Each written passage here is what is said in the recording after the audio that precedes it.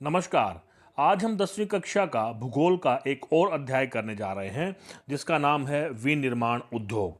देखिए, मैं अध्याय को शुरू करने से पहले आप लोगों को एक बात बता देना चाहता हूं कि जैसा हमें विदित है कि अब की बार जो हमारे एग्ज़ाम होंगे, परीक्षाएं होंगे, वो कोविड-19 की वजह से उसमें कुछ बदलाव दिया गया है।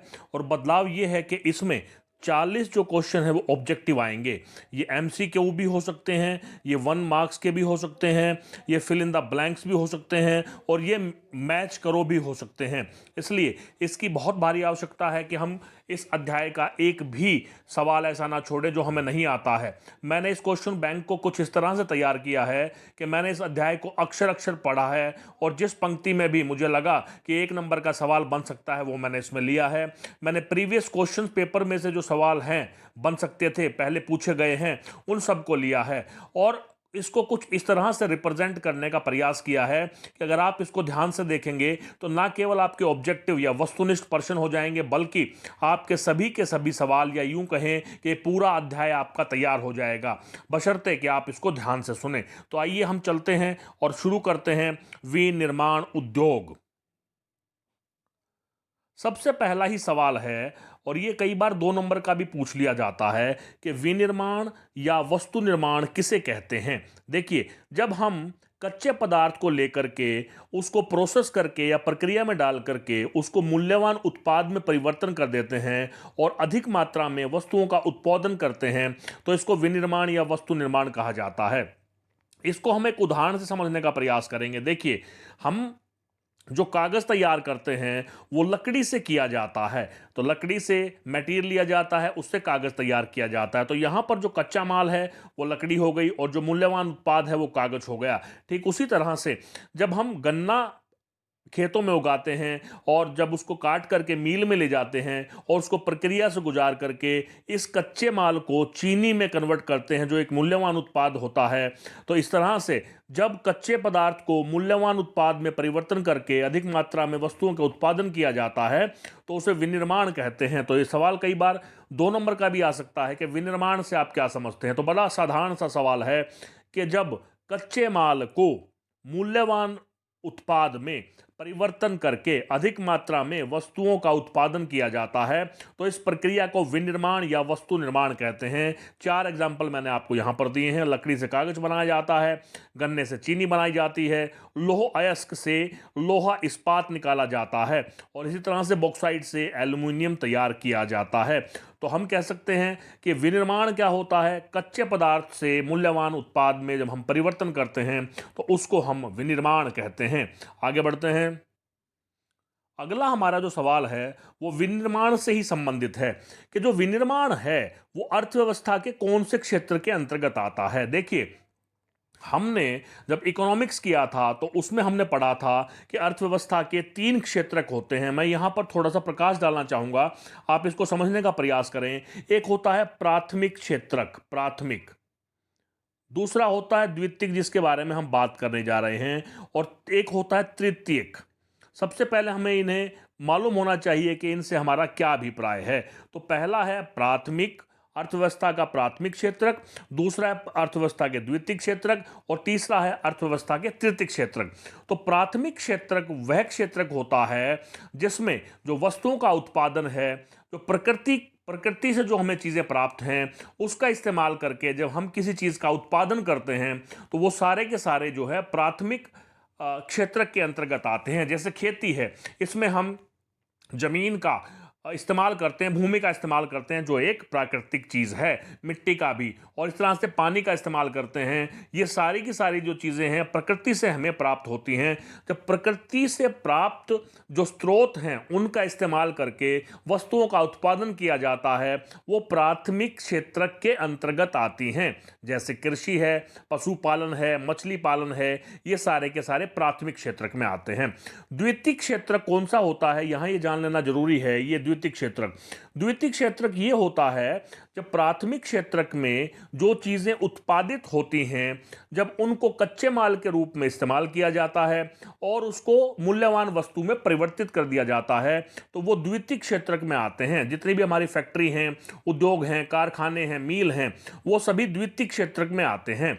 इसी तरह से जो तृतीयक क्षेत्रक है वो सेवाओं का क्षेत्रक है, जो प्राथमिक क्षेत्रक को और द्वितीयक क्षेत्रक को सेवाएं प्रदान करता है। जिस तरह से हम कह सकते हैं कि जो ट्रांसपोर्टेशन है, परिवहन है और बैंकिंग है, ये सब के सब तृतीयक क्षेत्रक में आते हैं। तो जो अब ये सवाल समझने का प्रयास करें, जो विनिर्माण उद्योग है वो अर्थव्यवस्था के कौन से क्षेत्रक में आता है। अभी हमने बात की थी कि विनिर्माण उद्योग में हम जो हमें कच्चा माल प्राप्त होता है उसको हम मूल्यवान उत्पाद में परिवर्तित करते हैं, तो सीधा सीधा ये द्वितीयक क्षेत्रक से संबंधित है। तो जो विनिर्माण उद्योग है वो अर्थव्यवस्था के द्वितीयक क्षेत्रक में आता है। अगला सवाल है, बिल्कुल सेम सवाल है कि जो प्राकृतिक उत्पाद हैं उसको जब हम विनिर्माण प्रणाली के द्वारा अन्य रूपों में परिवर्तन कर देते हैं तो ये अर्थव्यवस्था के कौन से क्षेत्रक से है। ये दोनों ही सेम सवाल हैं, सिर्फ घुमा करके पूछा गया है। तो ये द्वितीयक अर्थव्यवस्था के द्वितीयक क्षेत्रक में आता है। आगे चलते हैं तो हम देखते हैं कि उद्योगों की अवस्थिति, यहाँ ये समझने की प्रयास करें। मैंने यहाँ पर इंग्लिश वर्जन इसलिए लिखा है लोकेशन ऑफ इंडस्ट्री, कि जब हम किसी उद्योग को स्थापित करते हैं किसी स्थान पर तो हमें कौन कौन से कारक देखने होते हैं एक बिजनेसमैन के रूप में। ठीक है, तो पहले ये सवाल समझने का प्रयास करें। सबसे पहले उद्योगों की अवस्थिति। अवस्थिति का मतलब है कि लोकेशन ऑफ इंडस्ट्री, कि एक इंडस्ट्री को हम कहां पर लोकेट करेंगे। उसको प्रभावित करने वाले भौतिक कारक, दो तरह के कारक होते हैं, एक मानवीय कारक होता है, एक भौतिक कारक होता है। यहां पर हम भौतिक कारकों के बारे में बात करेंगे। तो कौन कौन से ऐसे कारक हैं जो लोकेशन ऑफ इंडस्ट्री को प्रभावित करते हैं। सबसे पहले कच्चे माल की उपलब्धता। जब किसी फैक्ट्री को, उद्योग को लगाया जाता है तो सबसे आवश्यक चीज़ होती है कि वहाँ पर कच्चे माल की उपलब्धता हो, ताकि समीपता हो, पास में ही उपलब्ध हो, ताकि उसमें हमें बहुत ज़्यादा पैसा ना लगाना पड़े। तो सबसे पहला है कच्चे माल की उपलब्धता। पूंजी, हमारे पास पैसा होना चाहिए कच्चे माल को खरीदने के लिए, फैक्ट्री का निर्माण करने के लिए।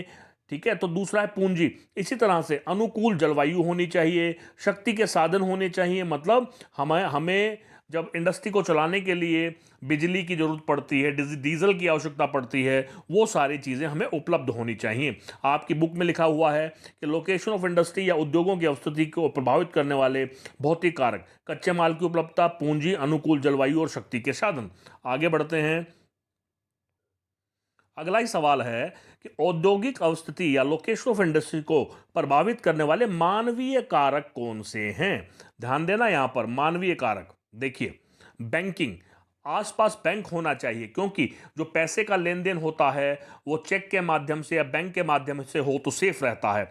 इसी तरह से बीमा, बीमा कंपनियां वहाँ होनी चाहिए ताकि अगर किसी प्रकार का नुकसान हो जाए तो वो भरपाई उसकी हो सके। बाजार की आवश्यकता होती है, जब कच्चे माल को प्रोसेस करके मूल्यवान उत्पाद में परिवर्तित कर दिया जाता है तो उसको मार्केट में बेचा जाता है, इसलिए बाजार के समीपता होना भी मानवीय कारकों में से है।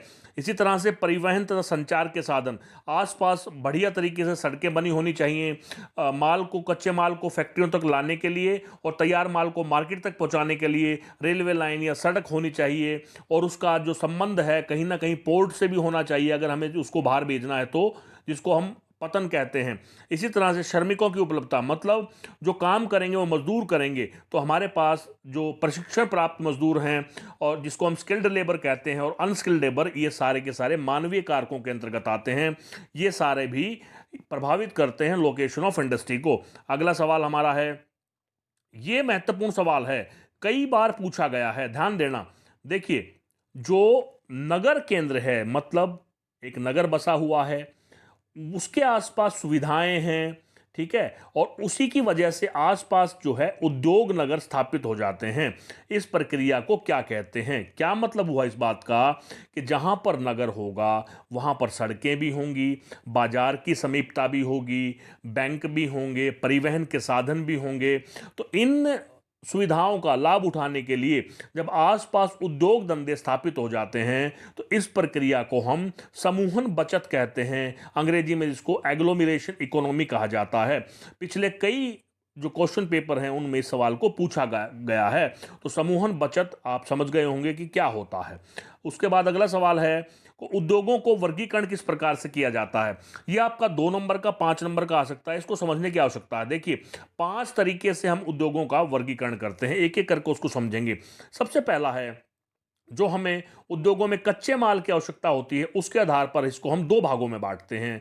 कृषि आधारित, यानी कि जो उद्योग हैं, जो फैक्ट्री हैं, जो कारखाने हैं, मील हैं, जिन मीलों में, जिन कारखानों में जो कच्चा माल है वो कृषि से आता है, उसको कृषि आधारित हम उद्योग कहते हैं। जैसे सूती वस्त्र, ऊनी वस्त्र, पटसन, रेशम, चाय और कॉफी आदि की जो फैक्ट्रियां होती हैं, जो मील होती हैं, वो सारी की सारी कृषि आधारित उद्योग होते हैं। इसी तरह से दूसरा है खनिज पदार्थ, जो खनिज पर आधारित हैं। लोहा तथा इस्पात, सीमेंट, एल्यूमिनियम, ये जो हैं ये खनिज आधारित हैं। तो पहला ही सवाल हो गया। ये दो इस तरह से भी पूछा जा सकता है 2 नंबर के सवाल में, जो कच्चे माल के स्रोत के आधार पर हम उद्योगों को कितने भागों में विभाजित कर सकते हैं। तो जो पहला है कृषि आधारित और दूसरा है खनिज आधारित, कच्चे माल के आधार पर 2 भागों में बांट सकते हैं। तो जो पहला ही वर्गीकरण है उद्योगों का, वो कच्चे माल के स्रोत के आधार पर है। आगे चलते हैं।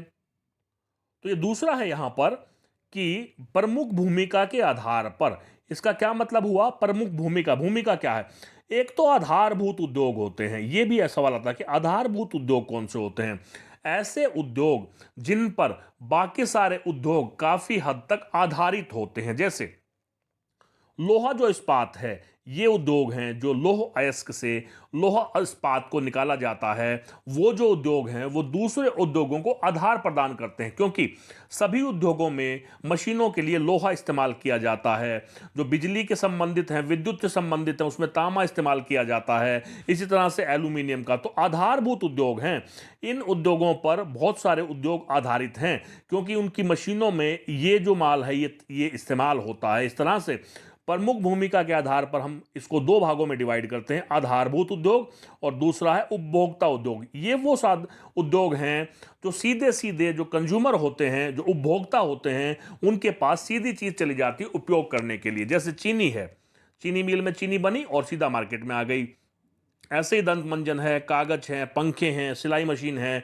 तो ये उपभोक्ता उद्योग कहते हैं। नाम से ही पता लग रहा है कि फैक्ट्री में जब कोई उत्पाद बनाया जाता है और सीधे सीधे उपभोक्ता के पास पहुंचा दिया जाता है, उसको हम उपभोक्ता उद्योग कहते हैं। तो इस तरह से प्रमुख भूमिका के आधार पर हम इसको 2 भागों में बांटते हैं। सवाल आ सकता है कि प्रमुख भूमिका के आधार पर उद्योगों को कितने भागों में बांटा जा सकता है, या सवाल आ सकता है कि जो लोहा इस्पात है वो किस तरह का उद्योग है, और आपको आपके एमसीक्यू में ऑप्शन मिल सकता है आधारभूत उद्योग। इस तरह से बहुत सारे सवाल इसमें से बन सकते हैं।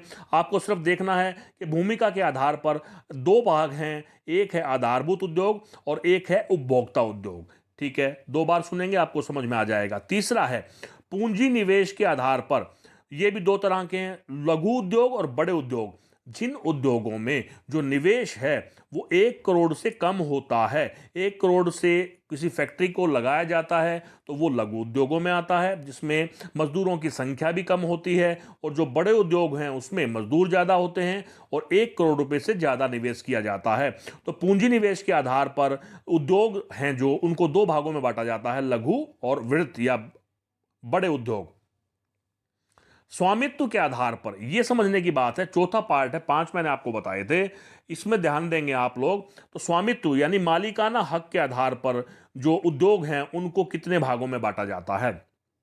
सबसे पहले है सार्वजनिक क्षेत्र, मतलब जो सरकार होती है उसके द्वारा जो उद्योग धंधे संचालित किए जाते हैं उनको हम लोग सार्वजनिक क्षेत्र में उनको रखते हैं। जिसमें से आपका BHEL है, भारतीय, देखिए भारतीय हैवी इलेक्ट्रिक लिमिटेड। कई बार इसको भी पूछ लेते हैं कि BHEL की फुल फॉर्म क्या है, तो ये आपको मालूम होना चाहिए कि BHEL की फुल फॉर्म क्या होती है, भारतीय हैवी इलेक्ट्रिकल्स लिमिट। इसी तरह से सेल है, बहुत इंपॉर्टेंट इंडस्ट्रीज हैं। सेल होता है, S से स्टील होता है, A से अथॉरिटी होता है, I से ऑफ इंडिया लिमिटेड, I से इंडिया और L से लिमिटेड। तो भारत हैवी इलेक्ट्रिक लिमिटेड और steel authority of India limited, ये दोनों के दोनों सार्वजनिक क्षेत्र में आते हैं। तो सार्वजनिक क्षेत्र स्वामित्व के आधार पर जो पहला ही भाग है वो है सार्वजनिक क्षेत्र, जिसमें उद्योग धंधों को सरकार संचालित करती है। यहां पर मैं थोड़ा सा और विस्तार डालना चाहूंगा कि जो सार्वजनिक क्षेत्र है उसका जो मुख्य जो उद्देश्य होता है वो लोगों को फायदा पहुंचाना होता है, समाज को, सोसाइटी को फायदा पहुंचाना होता है। ठीक है। दूसरा है निजी क्षेत्र। निजी क्षेत्र में जो स्वामित्व होता है वो किसी एक व्यक्ति या व्यक्ति के समूह के पास रहता है और इनका मुख्य उद्देश्य पैसा कमाना होता है। जैसे टिस्को है, बजाज ऑटो लिमिटेड है, डाबर उद्योग है, इसके अलावा भी रिलायंस जो कंपनी है, ये सारे निजी क्षेत्र में आते हैं। ये है कि कौन इनको संचालित करेगा, जो सरकार द्वारा संचालित होते हैं और जो उद्देश्य जिनको लोगों को सर्व करना होता है सार्वजनिक क्षेत्र, और जो एक व्यक्ति या व्यक्तियों के समूह द्वारा संचालित होते हैं वो निजी क्षेत्र के अंतर्गत आते हैं। इसके बाद इसी के दो पार्ट और हैं। ये है संयुक्त उद्योग। पहला किया सार्वजनिक उद्योग, दूसरा किया निजी उद्योग और तीसरा है संयुक्त उद्योग। इसमें सरकार निजी जो बिजनेसमैन होते हैं उनके साथ काम करती है, यानी कि राज्य सरकार या केंद्रीय सरकार और निजी क्षेत्र के संयुक्त प्रयास से चलाए जाते हैं। इसका एग्जाम्पल है ऑयल इंडिया लिमिटेड। ये एग्जाम्पल भी पूछ के जाता है कि ऑयल इंडिया लिमिटेड जो है वो किस तरह का उद्योग है, संयुक्त उद्योग, क्योंकि इसमें सरकार और निजी क्षेत्र के संबंधित लोग मिलकर के उद्योग को चलाते हैं। और चौथा है इसका सहकारी। ये हम कर रहे हैं स्वामित्व के आधार पर उद्योगों का वर्गीकरण। तो सहकारी जो उद्योग है इनका स्वामित्व कच्चे माल की पूर्ति करने वाले जो उत्पाद हो, देखिए किसी फैक्ट्री में कच्चे माल की आवश्यकता होती है, ठीक है, ये जो हैं श्रमिक हैं या जो इनको कच्चा माल उपलब्ध करवाता है उन दोनों के हाथ में रहता है। फिर देखिए जिनका स्वामित्व कच्चे माल की आपूर्ति करने वाले, इसको छोड़ दो, श्रमिकों, फिर देखिए सहकारी कौन सा होता है, जो कच्चे माल की आपूर्ति करता है उसका प्रॉफिट में हिस्सा होता है, वो सहकारी उद्योगों में आते हैं। तो जो स्वामी होता है और जो श्रमिक होते हैं दोनों ही बराबर के हिस्सेदार होते हैं। जैसे महाराष्ट्र के अंदर चीनी उद्योग, केरल के अंदर नारियल पर आधारित उद्योग, ये सब सहकारी उद्योग के अंतर्गत आते हैं।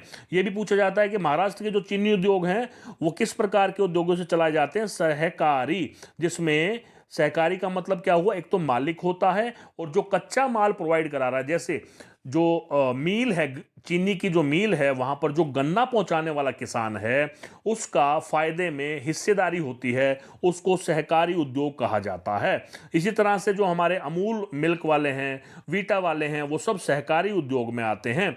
इसी तरह से केरला में भी जो नारियल का धंधा है, व्यापार है, वो सब सहकारी उद्योग के अंतर्गत आते हैं। और वर्गीकरण पर जब हम बात करें तो आखिरी है इसका कच्चे तथा तैयार माल की मात्रा के आधार पर, ये कच्चे तैयार माल की मात्रा के आधार पर, व्यवहार हटा देंगे। भारी उद्योग, देखिए जिसमें कच्चा माल भी भारी हो और जो मूल्यवान जो वस्तु बना रहे हैं परिवर्तन करके वो भी भारी होती हैं, तो उस समय इसको भारी उद्योगों की संज्ञा दी जाती है। तो जो लोहा तथा इस्पात है वो भारी उद्योगों में आते हैं। हल्के उद्योग कौन से होते हैं, सवाल आता है कि हल्के उद्योगों से क्या अभिप्राय है, जिसमें प्रयुक्त होने वाला कच्चा माल भी हल्का हो और जो तैयार माल होता है विनिर्माण के द्वारा जिसका निर्माण किया जाता है उसका भार भी हल्का होता है, तो वो हल्के उद्योगों में आते हैं।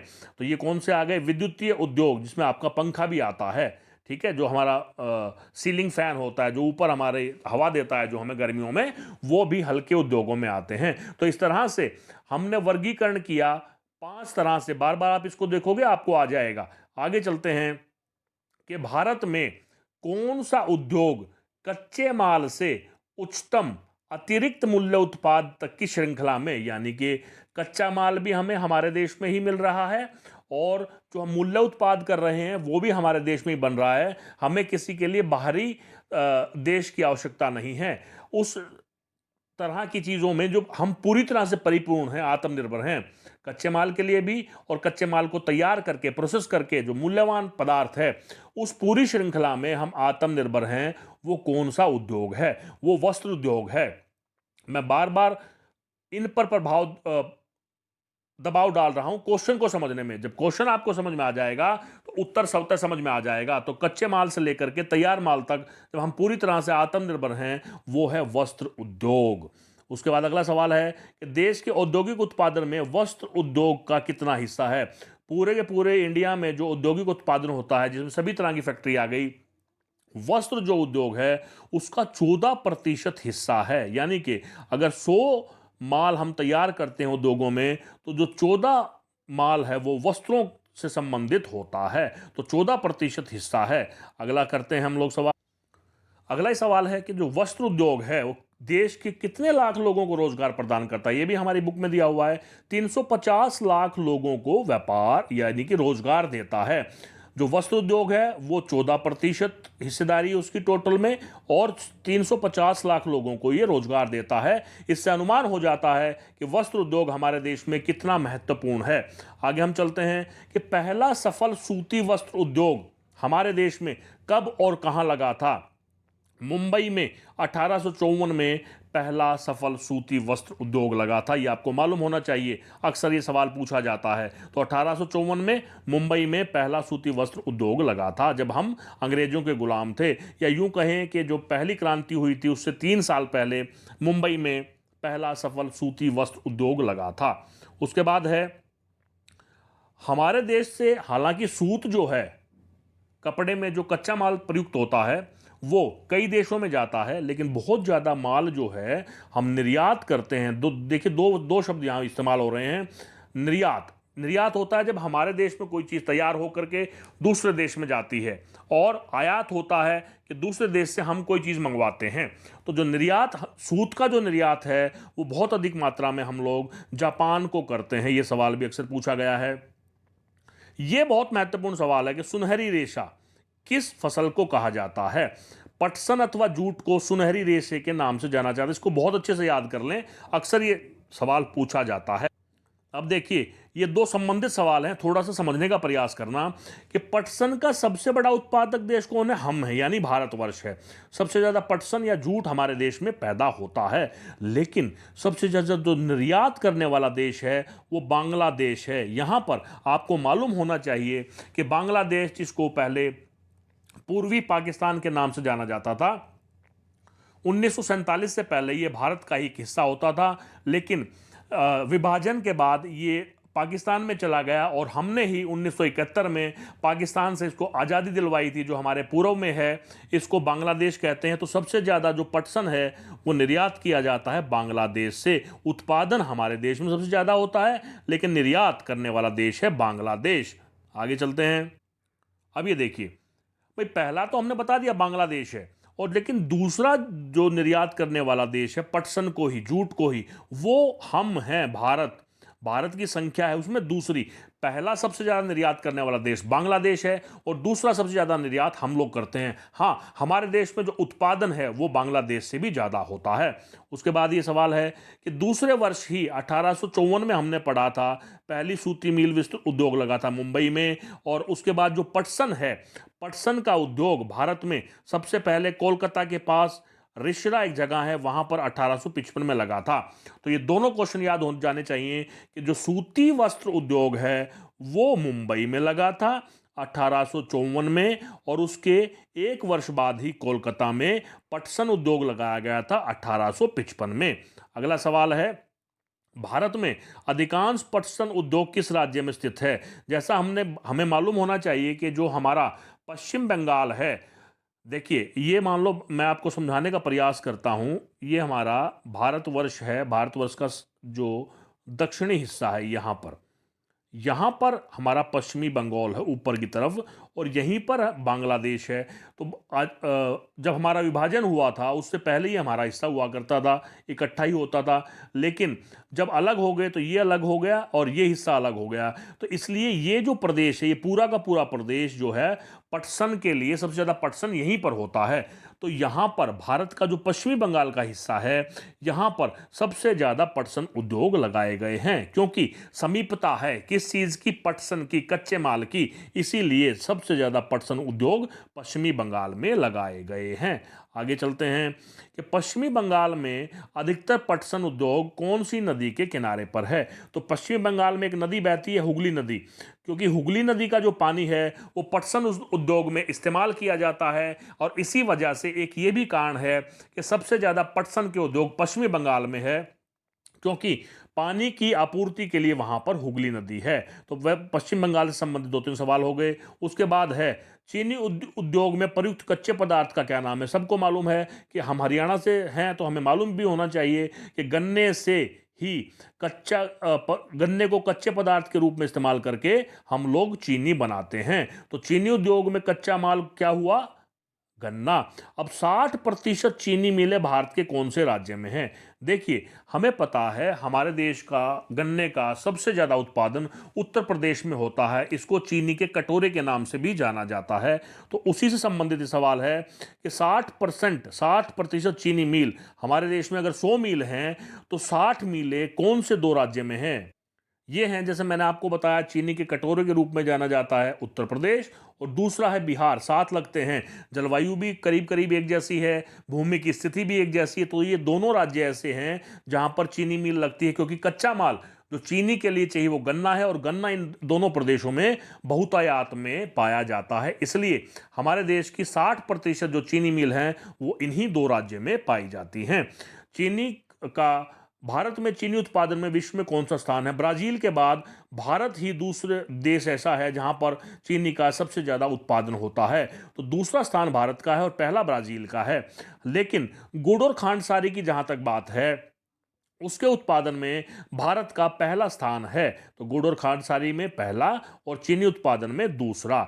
उसके बाद एक और महत्वपूर्ण सवाल है कि पिछले कुछ वर्षों में चीनी मिलों की संख्या महाराष्ट्र में बढ़ रही है। आपको मालूम होना चाहिए कि जो चीनी मिल हैं धीरे धीरे महाराष्ट्र की तरफ जा रही हैं। कारण क्या है, देखिए, कुछ भी कारण, ये 2 नंबर का सवाल भी आ सकता है। ये भी आ सकता है कि उत्तर प्रदेश से जो चीनी मिल हैं वो शिफ्ट हो रही हैं किस राज्य में, महाराष्ट्र में।